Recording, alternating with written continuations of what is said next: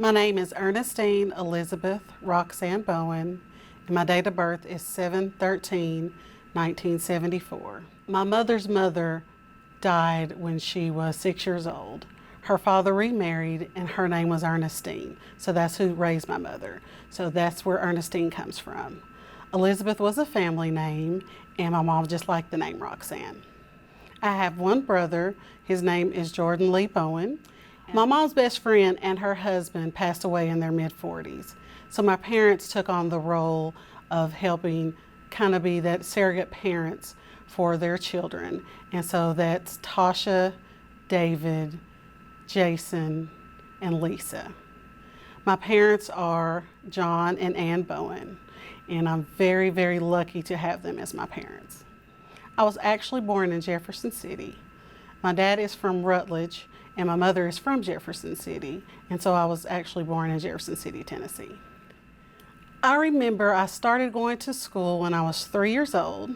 I went to All Saints Episcopal Church, back when the school was still in the basement of the church. So I went to school there when I was 3, 4, and 5 years old. I remember being the only black child there. I actually didn't know I was the only black child there. I remember my parents being called into school. They were kind of scared about being called into school because they assumed that I had done something wrong. But actually I had made a drawing, and it showed that I didn't see the difference in people. And the school was very impressed, and they said they wished that everybody could be like that they couldn't notice the difference between the different races of people.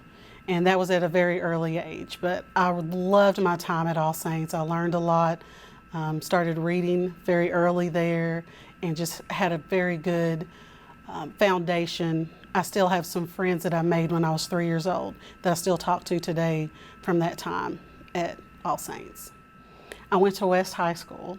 I went to West Elementary, then I went to Westview Middle School, and then I went to West High School. Go Trojans.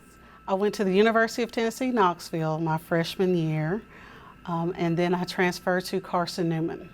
My mother had went to Carson Newman. She was actually the second African-American person to graduate from Carson Newman. And so I went to Carson Newman. They offered me quite a bit of scholarship money, so I was very excited to go there. I was a Bonner Scholar there. I did my work study in the registrar's office, and I had a great time at Carson Newman. It was a very good experience. And so I graduated from there in 1996. So one of the reasons I transferred from the University of Tennessee to Carson Newman is I actually was a biology major. From the time I was very young, I just wanted to be a doctor, except for that one time I wanted to be a solid gold dancer.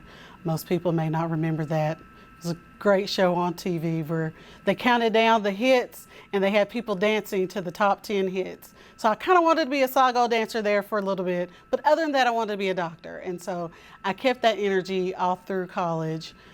So I went to Carson Newman. They had a 96% acceptance rate into medical school. So I went to Carson Newman, had a great experience, met some wonderful people there, got some great mentoring there, and I got accepted into medical school.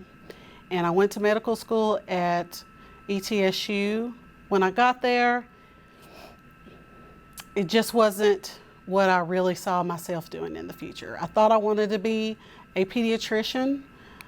I thought I wanted to be a pediatrician because I really wanted to hit on mental health. In the Black community, we have a tendency to take our mental health for granted. I thought that maybe if I were a pediatrician, that when people brought their children to me, I could help them with their mental health needs. And I realized that that was the wrong way to do it, that I wouldn't be able to do that. So I thought about psychiatry. I went and talked to a psychiatrist, and she told me that the way things went now, psychiatrists really monitor meds. They don't get to do much counseling. So I did the hard decision, which was to leave medical school. And I went and worked at a group home for young men, 13 to 18 years old. I was a resident counselor there. I left there and went to work at it was a youth development center which dealt with young men who were felons. They had to commit 3 felonies or 1 serious crime against person like murder or rape or attempted murder and rape. While I was there, I worked on my master's degree in psychology and became a counselor. Currently, I work at Walters State Community College. I am the Director of Multicultural Engagement and a counselor, and I'm Special Assistant to the President. I was Special Assistant to the President for diversity, but in our current climate in the state of Tennessee, they've decided that the terms diversity, equity, and inclusion can no longer be in anyone's title. So I had to take that out of my title, and we currently have not decided what will replace that. As Director of Multicultural Engagement, is I work with our diverse students. Here at Walters State, again, that has changed a little bit, but in my heart, that hasn't changed. The state has changed it a little bit again, up until literally this past month. Diversity included racial minority, first-generation students, students with disabilities, students that are over 25, and students that are veterans. And then students that are what we consider geographically disadvantaged. So at Walters State, we have a 10-county service area, and there's a few counties like Claiborne County, Hawkins County, where students may not have a degree. A lot of people there don't have a degree. So those are considered geographically disadvantaged. So those are what is considered diverse at Walters State. Again, recently the state has said that we can't consider race, but pretty much any student that needs help, I work with. But those students can come and be mentored by me. I also do quite a bit of counseling. It's not high school type counseling, it's true mental health counseling. So if our students have anxiety, depression, dealing with sexual assault, substance abuse, suicidal ideations, anything like that, if they have someone at home that's dealing with those issues and they're not sure what to do, they can come to our office. If they are experiencing homelessness, if they're hungry, pretty much anything. If people don't know where to send them, they pretty much send them to me, because that's just kind of what I do, is I try to help our students. That's where my heart is. I want to help them to be successful. Even if it's not at Walters State and it's something they want to go somewhere else, I want them to be successful community members and to be happy and healthy, and I'm going to help them do that as best I can. My favorite color is purple. My favorite football team, college, would be University of Tennessee Volunteers. My favorite women's sport would be probably a tie between gymnastics and tennis. I do like basketball too, though. I absolutely love the beach. I love to travel. I want to hit all 50 states. I've been to about 22 states and territories, including Puerto Rico and Washington, D.C. I love to travel all over the world. I've been to about 12 countries. But some of the places that are on my list of places that I want to go that I haven't gone out of the country, I want to go to Ireland. I want to go to the city of Prague, and I want to go on an African safari, and I want to go to Machu Picchu. I've lived in Morristown my whole life. I've traveled, I've moved places for short amounts of time, but I've always come back, and I've traveled a lot, as I've just talked about. But I think Morristown is a good place. I think there are good people here. I think it's a great place to raise children. It's not perfect. There's no place that's perfect. But I think Morristown is a good place.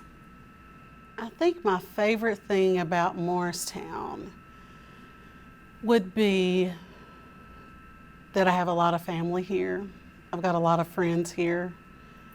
I like the location. I can get to other places quickly. I think one of the things I dislike about Morristown would be we have a tendency to be kind of distrustful and unwelcoming to people that move here. At first, it takes a lot for us to get to know you. If we don't know your grandmother and your grandfather or your daddy or your mom, if we don't know where you came from, we have a tendency to be distrustful, and I'd like us to change that a little bit. I have seen a lot of growth in Morristown, and I envision Morristown continuing to grow. I see Morristown becoming a place that people want to move to. I see it becoming a place that is more diverse, a place that is more inclusive, a place that is a great place for people to move to and raise their children and to stay. I think that it's important, as a counselor, I think it's important to let people know that we have to be kind to one another. I tell my students, and I tell people all the time, be kind, because everybody you know is fighting some type of battle. I think we need to remember we need to be kind to each other. I think it's also something that I want us to remember is be kind to ourselves. A lot of times we're forgiving of other people, but we're not so forgiving of ourselves. And I think you always need to give yourself a little bit of grace. I would like to see Morristown come together and truly bring that unity into the community. I think the task force really embodies that. I've seen us grow. I think it's something that has been a beacon of light in this community. In many ways, there are many opportunities that have been brought into this community, many speakers, many activities, and I'd like to see that continue. I would like to see that grow, and I'd like to see more people embrace those things. The task force truly embraces diversity of all types, and I want more people to join ranks with us and bring that unity into our community and to show that we are stronger together.